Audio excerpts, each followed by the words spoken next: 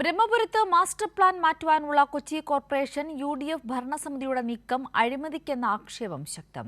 മാലിന്യ പ്രശ്നം പരിഹരിക്കുന്നതിനുള്ള മാസ്റ്റർ പ്ലാനിൽ മാറ്റം വരുത്തുന്നതിന്റെ മറവിൽ വലിയ അഴിമതിക്ക് കളമൊരുക്കുകയാണ് ലക്ഷ്യം. ബ്രഹ്മപുരം പ്ലാന്റ് സന്ദർശിച്ച വസ്തുതാവിരുദ്ധമായ ആരോപണങ്ങൾ ഉന്നയിക്കുമ്പോൾ യു.ഡി.എഫ് ലക്ഷ്യമിടുന്നത് അഴിമതി മാത്രം.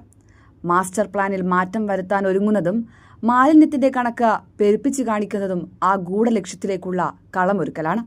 ബ്രഹ്മപുരം സന്ദർശിച്ച യു.ഡി.എഫ് മേയർ വി.കെ. മിനിമോൾ പറഞ്ഞത് എല്ലാം ഒന്നിൽ നിന്ന് തുടങ്ങണമെന്നാണ്. പക്ഷേ കൊച്ചി കോർപ്പറേഷൻ യു.ഡി.എഫ് ഭരിച്ച 10 വർഷ കാലയളവിൽ ബ്രഹ്മപുരത്ത് രൂപപ്പെട്ട മാലിന്യമല എൽ.ഡി.എഫ് ഭരണസമിതി 99% ബയോമൈനിങ്ങിലൂടെ സംസ്കരിച്ചു. മേയർ പറഞ്ഞ മാലിന്യമലകളും ഇന്നിവിടെ കാണാനില്ല.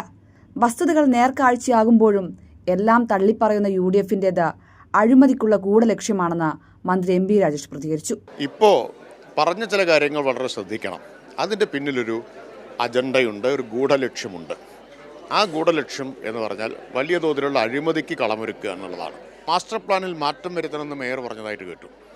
അപ്പം അതിൻ്റെ ഉദ്ദേശം ഇതെല്ലാം മാറ്റിയിട്ട് ഇനി ഒരുപാട് കാര്യങ്ങൾ ചെയ്യാനുണ്ടെന്നും പറഞ്ഞ് വലിയ അഴിമതിക്ക് കളമൊരുക്കലാണ്. അതുകൊണ്ട് മാധ്യമങ്ങൾ ശ്രദ്ധിക്കണം, ജനങ്ങൾ ശ്രദ്ധിക്കണം, എല്ലാവരും ജാഗ്രതയോടെ ഇരിക്കണം. വരാൻ പോകുന്നത് അത്തരമൊരു നീക്കമാണ്. ബ്രഹ്മപുരത്തെ മാലിന്യ സംസ്കരണ മാതൃക രാജ്യം തന്നെ ഉയർത്തിക്കാട്ടുന്ന നിലയിലെത്തിയിരുന്നു. ആ ബ്രഹ്മപുരത്തെ വീണ്ടും പഴയ സ്ഥിതിയിലേക്ക് കൊണ്ടുപോകരുതെന്നാണ് ജനങ്ങൾ പറയുന്നത്. കൈരളി ന്യൂസ്, കൊച്ചി.